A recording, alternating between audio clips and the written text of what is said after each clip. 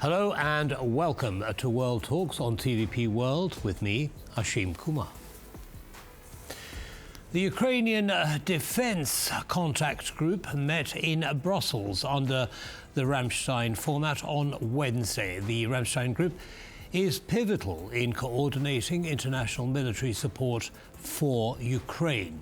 On the same day, Donald Trump discussed the war in Ukraine in phone calls with Russia's President Putin and Ukraine's Vladimir Zelenskyy, the new US president's first big step towards diplomacy over a war he has promised to end.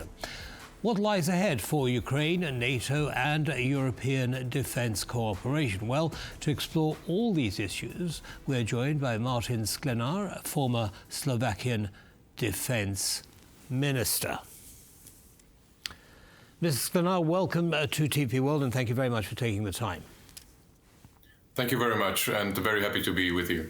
Delighted to have you, sir. So let's start with the phone calls between Trump and the two presidents, Putin and Zelenskyy. It sounds as though some kind of negotiated peace deal is starting to take shape. What's your assessment?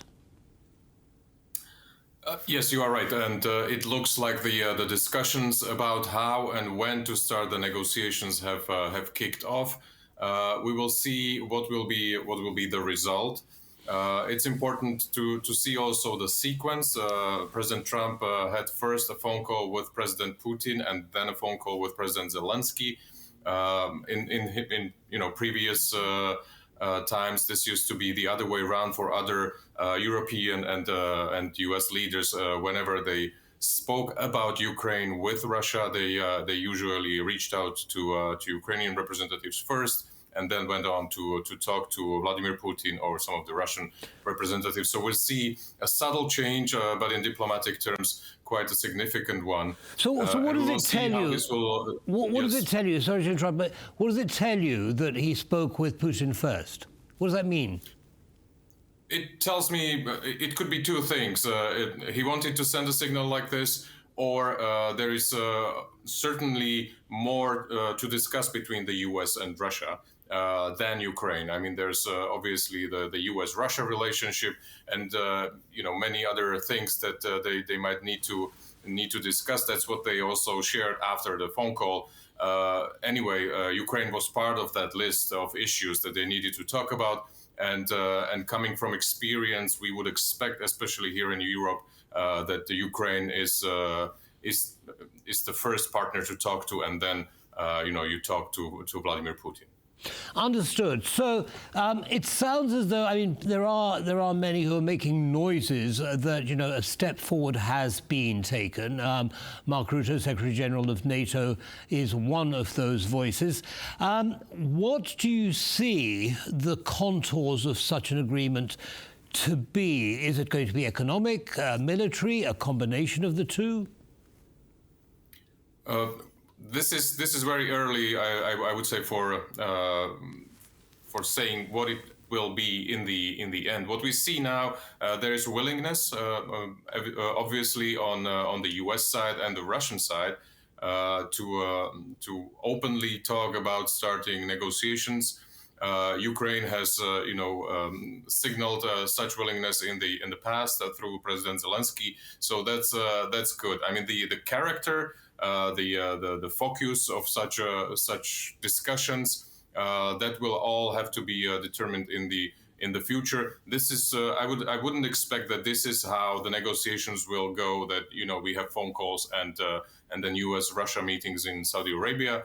There needs to be certainly an arrangement on how the proper discussions on Ukraine with Ukraine will be going on.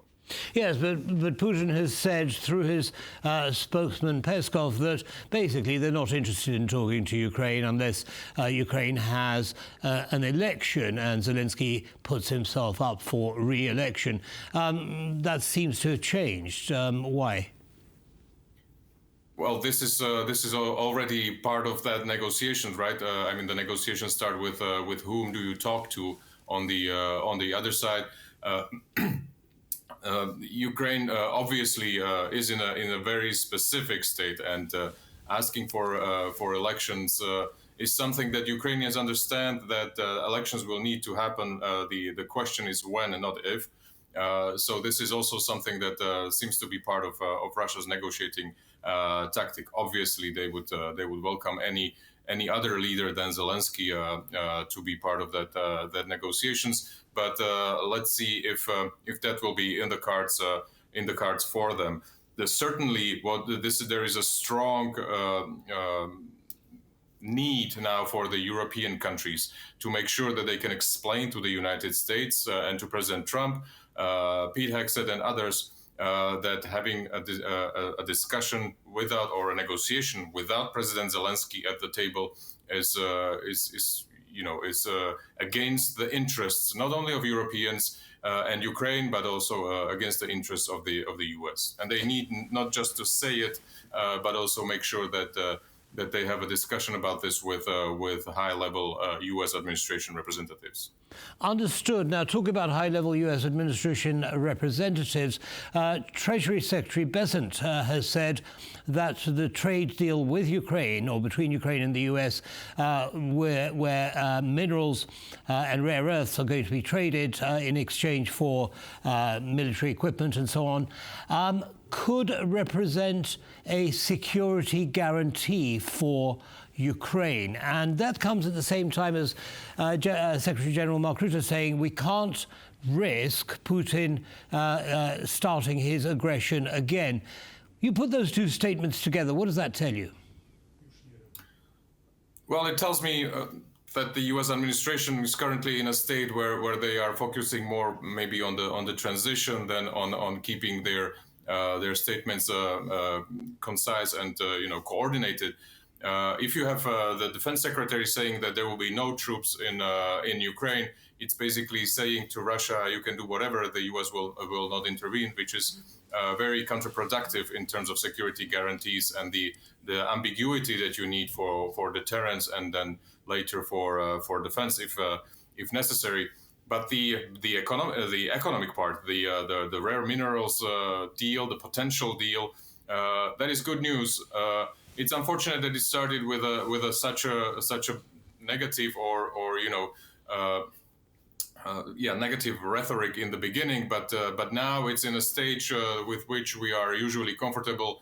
The U.S. and Ukraine discussing what are the possibilities and opportunities for joint exploitation of the materials and the minerals that are in Ukraine, which was always on the table. I would say Ukraine would be obviously cooperating on the extraction of these with countries that it considers good partners and allies, and certainly U.S. is there as our European countries. Understood, although nothing has been done or had been done until now, although this was on the table, as you say. Now, I'd like to talk about the meeting of the Ukrainian Defense Contact Group in Brussels in the Ramstein format, and there was a great renewal, if you like, of the commitment to supply Ukraine with billions of euros worth of materiel. Of note was the presence of Pete Hegseth, the US Defense Secretary, who was in support of that motion. How does this compare with his earlier statement that basically, the US was, and I'm obviously misquoting here, but washing its hands of Ukrainian defense support? Well, it's interesting, and the dichotomy of some of the positions of the U.S. administration, as I already mentioned, is evident here as well. I mean, Pete Hegseth made it very clear, or basically by not announcing any new military U.S. support at the time of the UDCG taking place. This is quite unusual. I mean, we are not used to seeing the U.S. not arriving ready for this meeting, or basically this is the other kind of ready of the U.S. So that was a rather stark change in the U.S.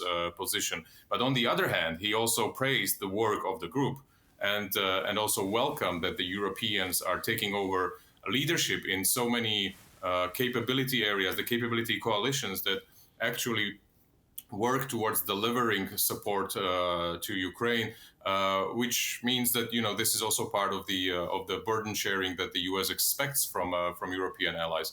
So we have two different approaches of the U.S.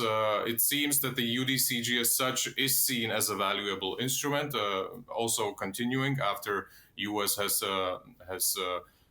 withdrawn from the chairmanship of that group.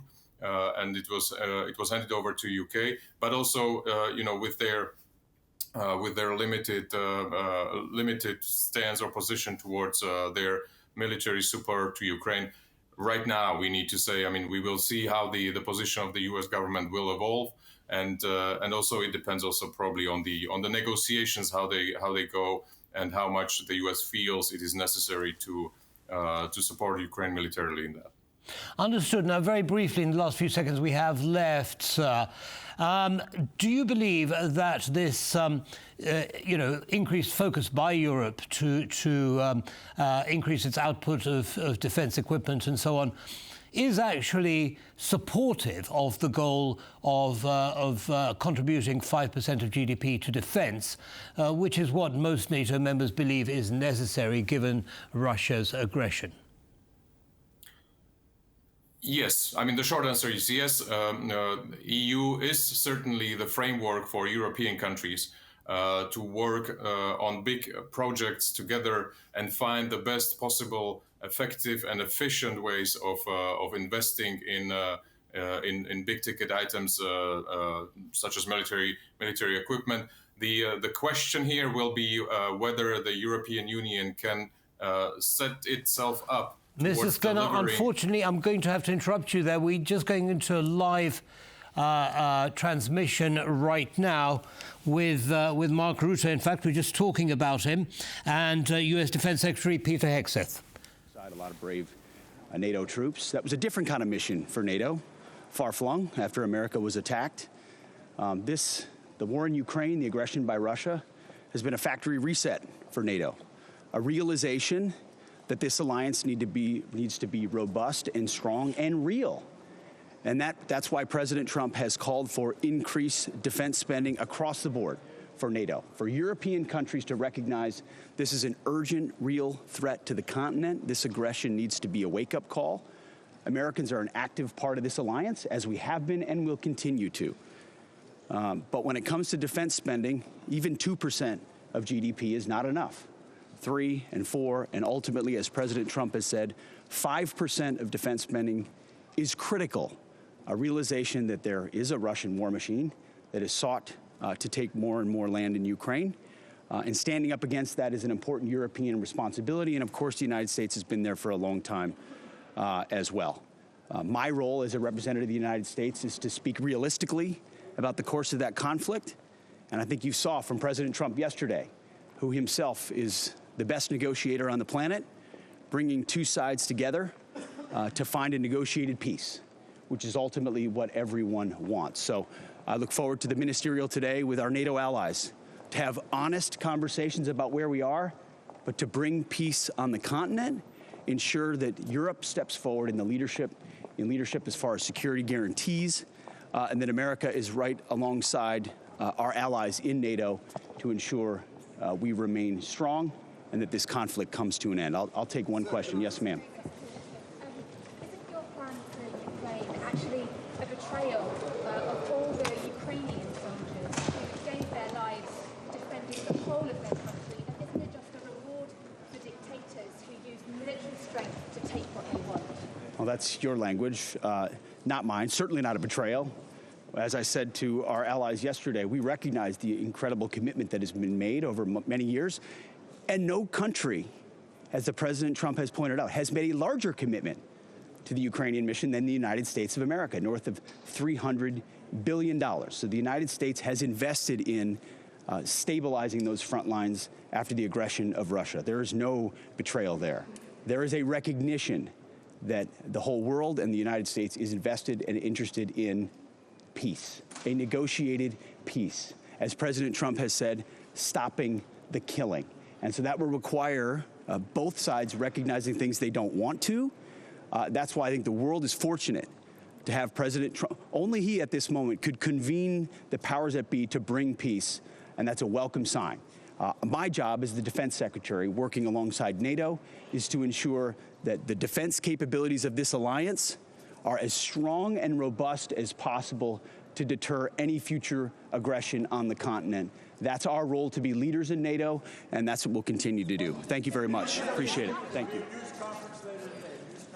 In your view, are we seeing the green shoots of a sustained peace in Ukraine? Just very briefly. Very briefly, we cannot say right now. We have to see if Ukraine will be part of this negotiation, a full-fledged part of these negotiations. We don't see that currently. We only have plans for the US to meet Russia. We need to see that Ukraine is part of the discussion, as actually that Ukraine and Russia are meeting for negotiation. Then we can talk about sustainable solutions. And that was Martin Sklenár, former Slovakian Defense Minister. And that's all from us on this episode of World Talks. Goodbye.